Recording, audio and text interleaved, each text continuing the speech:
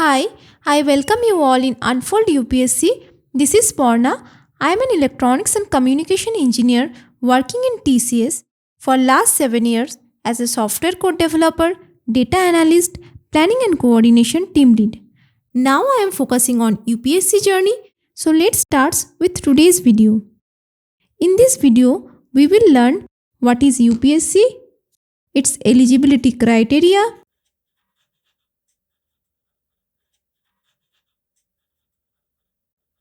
next is exam pattern,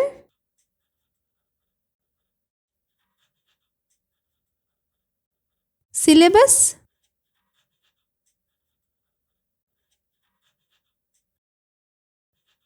service allocation,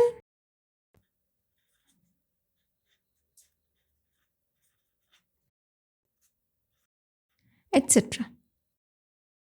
UPSC stands for Union Public Service Commission.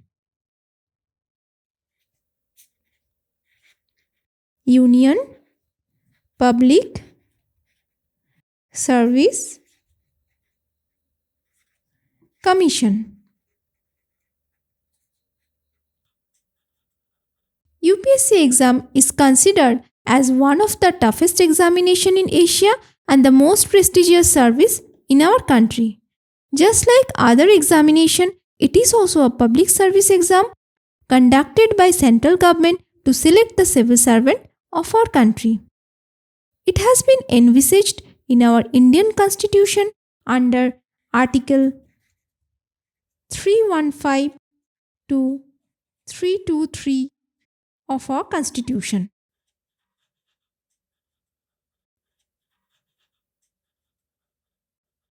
Pre-independence, its name was ICS, that is Indian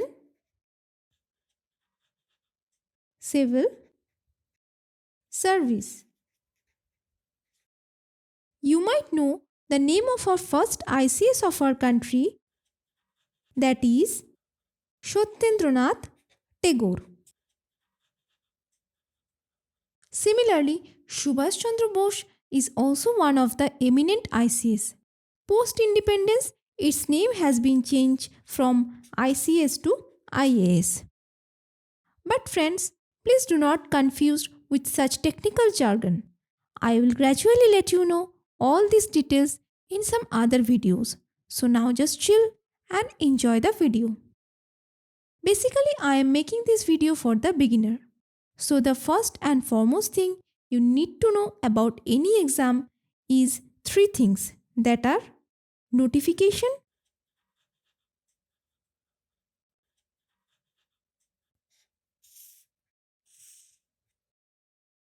next is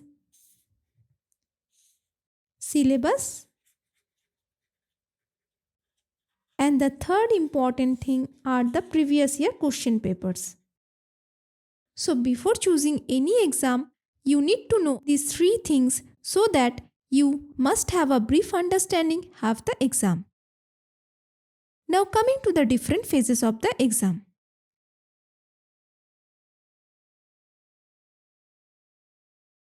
UPSC is a three-tier examination.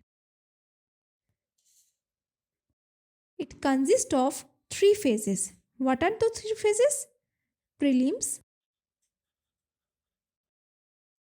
mains, and interview.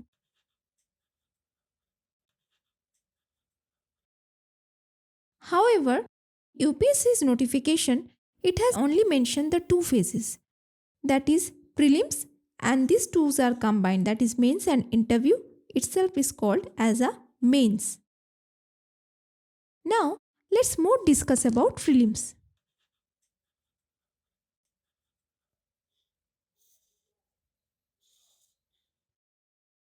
It consists of two papers, GS paper 1 and GS paper 2. GS paper 2 is also known as CSAT paper, that is Civil Service Aptitude Test. Both paper consist of 200 marks each, 2 hours each, that is the duration, Here 100 question and here 80 question. However, markings of positive and negative are quite different. For GS paper 1, for positive you will get 2 plus 2 and negative minus 0.67 or minus 1/3. Here also goes same, that is positive plus 2.5 and negative is minus 1/3, that comes around minus 0.83.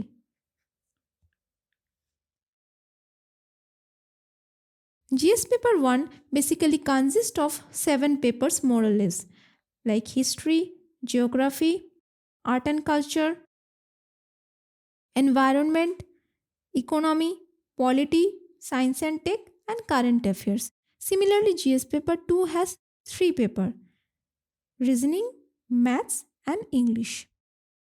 You need to know one more thing important regarding GS paper 2, that you have to get 33% marks because it is a qualifying paper which comes around 67 out of 200. Although it seems to be very easy, but due to the changing pattern of the papers, it's going to be very difficult every year. So do not get confused and do not neglect this paper at all, because many of the serious aspirants also not qualified due to the negligence of the paper. I am now giving you some data and fact regarding prelims. Every year, more or less 10 lakh students fill up the form, out of which only 5 lakh write the exam, and out of which only 12,000 to 13,000 students been selected for the next level, that is for the mains. I am not horrifying you by giving this figure.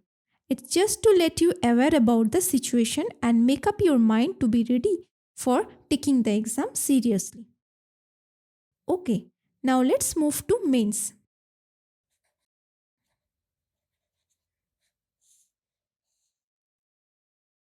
For mains, the grand total marks is 1750. If I include interview marks, that is 275. So total is 2025, including interview. Mains consist of 9 papers. What are those papers? Compulsory paper 1, that is paper A, paper B, 4 GS paper, that is GS1, GS2, GS3 and GS4. There is another paper that is called essay paper.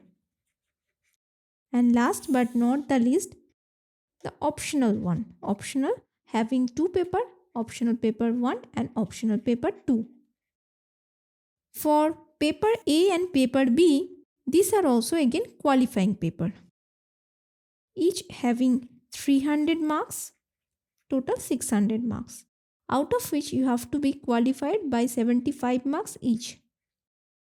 Here also I am repeating my words that if you do not qualify these 2 paper, your rest of the paper will not be checked. So do not neglect this paper and take the preparation accordingly.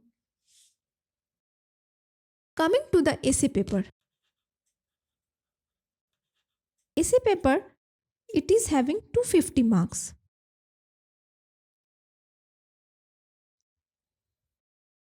In this 250 marks, you have 2 essays you have to write. One is philosophical essay, another one is your GS paper based essay. So 125 in each essay. Okay, this is the marking. Next is GS paper. So I already told that there are 4 GS paper: GS paper 1, GS paper 2, GS paper 3 and GS paper 4. Both all these paper having 250 marks each. So total here comes 1000 marks. Okay. I am giving you some brief idea what about the subjects are given in each paper. For GS paper 1, the topics like history, geography, art and culture, society, etc. For GS paper 2,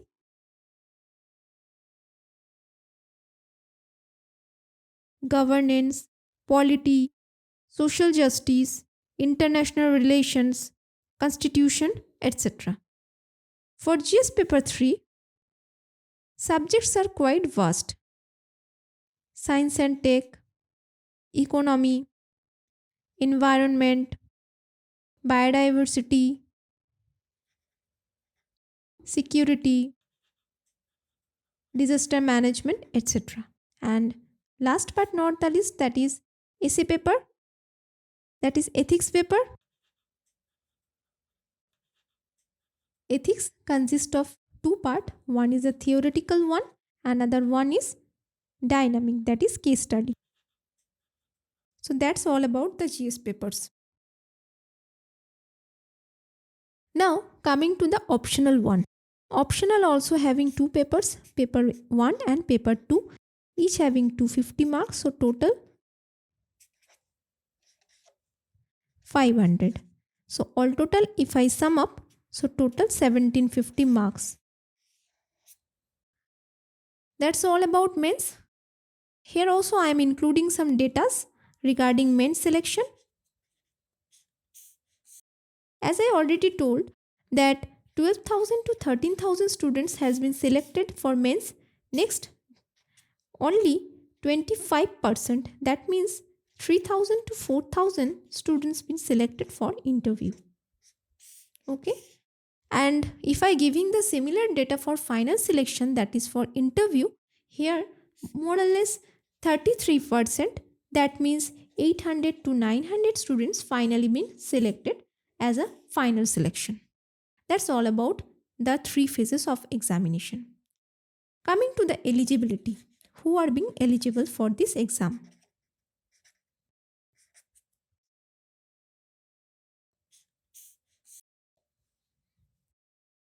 For IAS, IPS and IFS,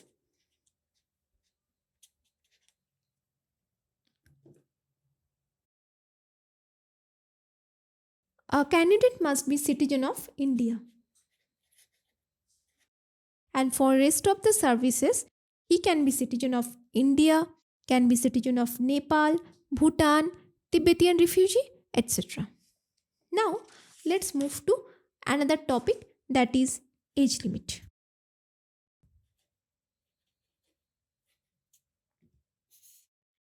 Candidate must have attained minimum 20 years of age and maximum 32 years. He shouldn't cross 32 years, that means less than 32 years.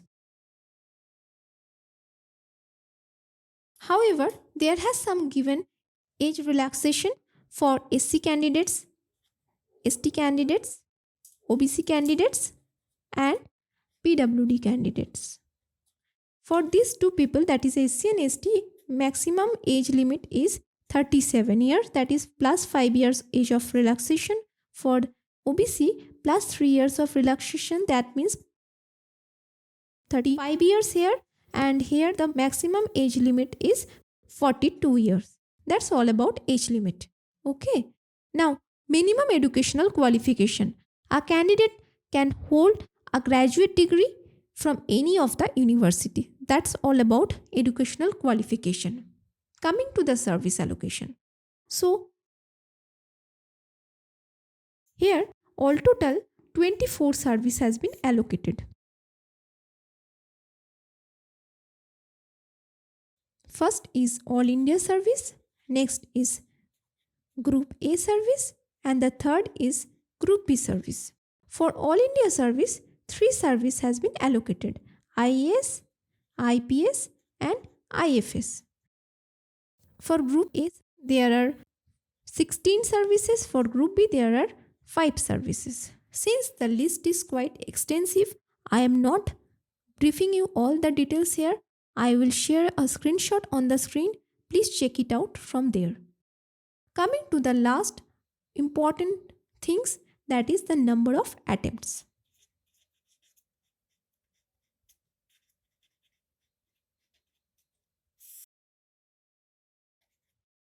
For general people, number of attempts is 6. Similarly for EWS also, recently been introduced by UPSC. For OBC, it's 9. Similarly for PWD also, it's 9. And for SC and ST candidates, it is unlimited. And a minute thing here I also would like to mention regarding the fees.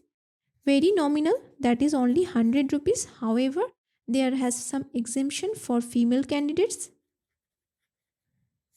SC and ST candidates, and PWD candidates. Okay, so that's it for today. If you have any queries, please do let me know in comment section. I'm really happy to help you. Thank you guys. If you like my video, then please do like, share, and for getting more UPSC related videos, please do subscribe my channel. Thanks for watching.